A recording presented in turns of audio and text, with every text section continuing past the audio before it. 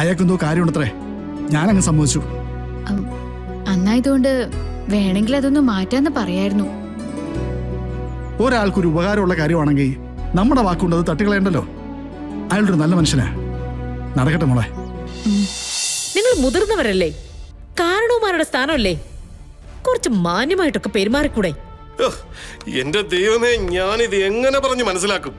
സുമിത്രേ, ഒരു കാര്യം സുമിത്ര മനസ്സിലായിക്കോ, ഞാൻ പറയുന്നത് സത്യമാണെന്ന് ഞാൻ തെളിയിക്കും. ഈ നിൽക്കുന്ന ഗാഥയെ പോലെ വേറൊരുത്തി കൂടി ഉണ്ടെന്ന് തെളിയിക്കാൻ ഉദയന് പറ്റിയില്ലെങ്കിൽ ഞാൻ ഈ ഉമ്മറപ്പടിയിൽ തല തല്ലിച്ചാവും. എന്റെ നാഗദൈവങ്ങളെ, ഇതൊന്ന് തെളിയിക്കാൻ എനിക്കൊരു അവസരം ഉണ്ടാക്കി തരണേ. മാറിയില്ലങ്ങോട്ട്. എനിക്ക് പൂജാമുറി പോയിരുന്ന് പ്രാർത്ഥിക്കണം. ഇതിനൊരു അവസരം എനിക്ക് നാഗദൈവങ്ങൾ ഉണ്ടാക്കി തന്നേ പറ്റൂ. എനിക്ക് പ്രാർത്ഥിക്കണം, പ്രാർത്ഥിച്ചേ പറ്റൂ. ഈ വേഷം കെട്ടിനുള്ള കൂലി അമ്മ വരുമ്പോ കിട്ടിക്കോളും. മോളിങ്ങി പോരെ.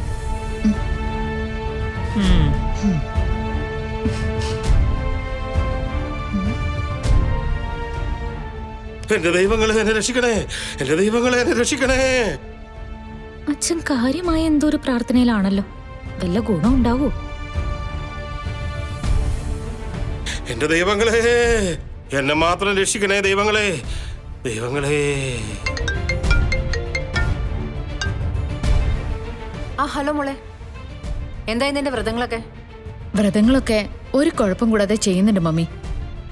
അമ്മയ്ക്കും മുത്തശ്ശിക്കൊക്കെ ഇഷ്ടായിട്ടുണ്ട്. ബട്ട് വേറൊരു പ്രോബ്ലം ഉണ്ട്. എന്താ? ആ ഉദയനില്ലേ, അയാൾ ഇപ്പോഴും എല്ലാവരുടെയും മുന്നിൽ വെച്ച് പറഞ്ഞു എന്നെ പോലെ വേറൊരുത്തി കൂടി ഉണ്ടെന്ന്.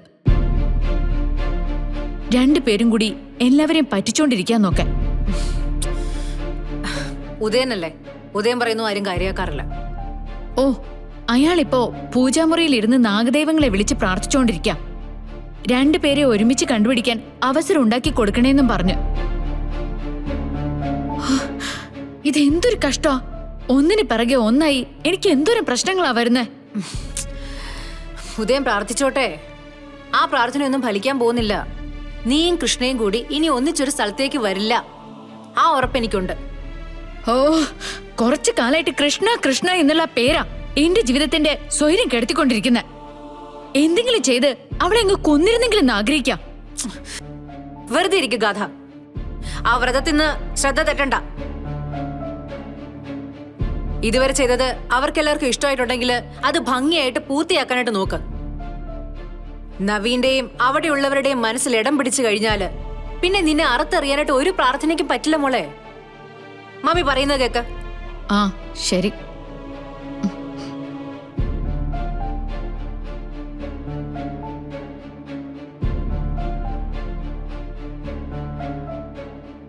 ആ ശരി, മീറ്റിംഗ് നാളെ ഫിക്സ് ചെയ്യാം.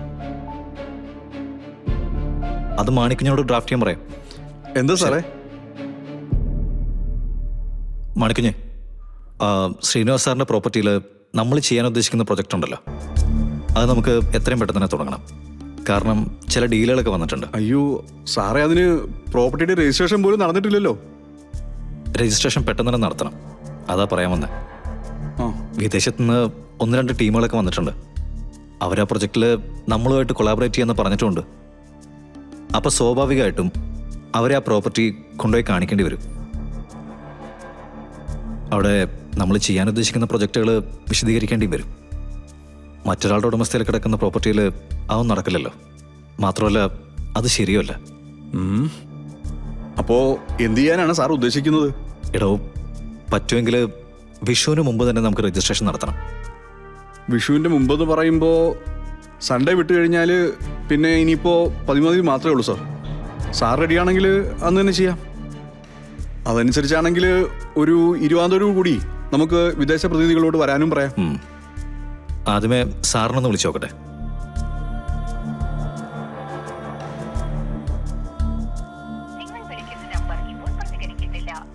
സാറിന് ലൈനിൽ കിട്ടുന്നില്ലല്ലോ.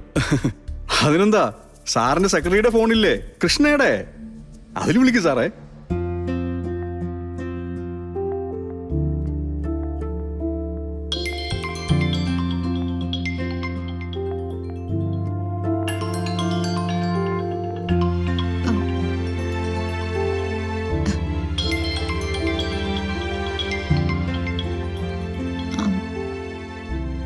ആചാരങ്ങളൊന്നും മുടക്കരുത്.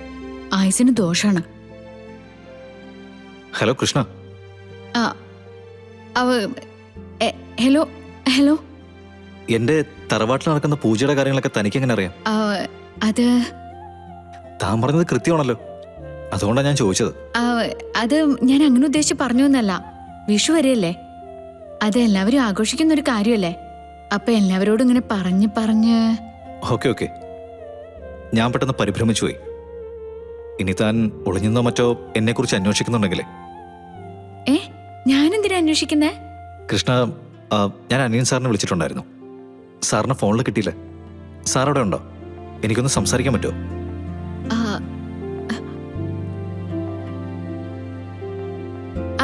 ശരി, ഞാൻ ഫോണിപ്പോ കൊടുക്കാം.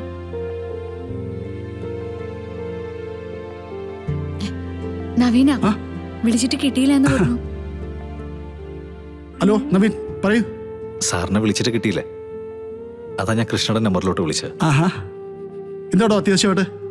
സാർ വേറെ തോന്നരുത്, ഞങ്ങൾ ബിസിനസ്സുകാർക്ക് എല്ലാം പെട്ടെന്നാണല്ലോ. നമ്മുടെ പ്രോപ്പർട്ടിയുടെ കാര്യത്തിൽ എനിക്ക് നല്ലൊരു ബിസിനസ് പ്രോജക്റ്റ് ഓഫർ വന്നിട്ടുണ്ട്. പക്ഷേ അത് മൂവ് ചെയ്യണമെങ്കിൽ പ്രോപ്പർട്ടി എൻ്റെ പേരിലേക്ക് വേണമല്ലോ. അതുകൊണ്ട് ഒരു പ്രോപ്പർട്ടി ഡീല് അത് രജിസ്റ്റർ ചെയ്യേണ്ടി വന്ന സാറിന് കുഴപ്പമാവോ? ഹേയ്, എനിക്കെന്ത് കുഴപ്പമാടോ? പ്രോപ്പർട്ടി തനിക്ക് തരാൻ ഞാൻ തീരുമാനിച്ചതല്ലേ. അതിപ്പോ എന്നാണെങ്കിലും എനിക്ക് സന്തോഷമേ ഉള്ളൂ. അങ്ങനെയാണെങ്കിൽ വിഷുവിൻ്റെ തലേ ദിവസം 13-ാം തീയതി നമുക്ക് ഫിക്സ് ചെയ്തല്ലോ സാറേ. ഓ, വിഷുവിന്റെ തലേ ദിവസം എന്നൊക്കെ പറയുമ്പോ പൊതുവെ കുറച്ച് ഓട്ടം ഉള്ളതാ. അത്യാവശ്യമാണോ? അതെ സാർ. എന്നാ പിന്നെ അങ്ങനെ തീരുമാനിക്കാം. തന്റെ കാര്യങ്ങളോട് നടക്കണമല്ലോ. Thank you sir. അപ്പൊ 13-ാം തീയതി.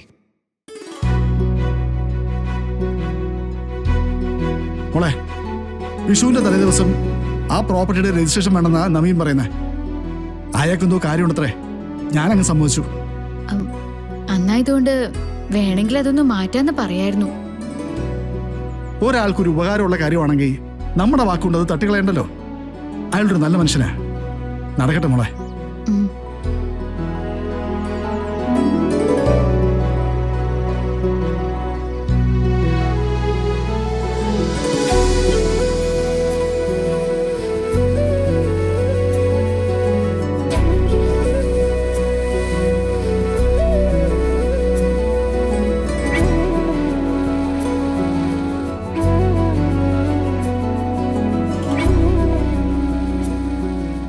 എന്താമ്മേ ഗാഥ തറയെ കിടക്കുന്നത്? ഇവിടുത്തെ വിഷുവിന്റെ ചടങ്ങുകളെ കുറിച്ച് നിനക്ക് അറിഞ്ഞൂടെ? മുത്തശ്ശി അച്ഛനും പറയുന്നതനുസരിച്ച് എല്ലാം പാലിക്കുന്നുണ്ട് ഗാഥ.